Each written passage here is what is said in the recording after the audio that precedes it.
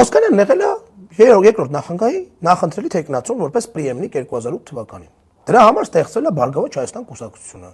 2007 թվականի ընտրությունները ես որ հիշում եմ, իսկ մի քիչ ավելի ավակ մարդիկ, պատի որ հիշեն ավելի լավ ինչ էր կատարվում ԲՀԿ ՀՀԿ ինչ գրիզնիա էր հետո այդ ժամանակահատվածում երկու կուսակցությունների միջև ինչ կռիվ ու ինչ պատերազմ էր գնում ընտրությունների օր 2007 թվականի խորհրդարանական ընտրություններին։ Այդ ընտրությունների արդյունքներից ելնելով Սերժ Սարգսյանը դարել է թեկնածու։ Այսինքն հանրապետականը հաղթել է եւ այդ դրա հետևանքով դարել է համապատասխան տեխնացուն Սերժ Սարգսյանը, որտեղ պարլամենտի եթե չունես դու կիսանախագահական համակարգերում չես կարող ոչ մի բան անես։ Իդեպ 2005 թվականին նայած համանadrությունը փոխվեց եւ դարձավ լրիվ կիսանախագահական, ամբողջական կիսանախագահական երկիր, որտեղ որ 2008-ից էր անցնում, դա Քոչարյանին չէր վերաբերվում այդ ժամանակ, իր իշխանությանը չէր վերաբերվում։ Բայց 2005-ին եղել է, այտենց այդ բաժանում էր արդեն 2005-ին է եղել։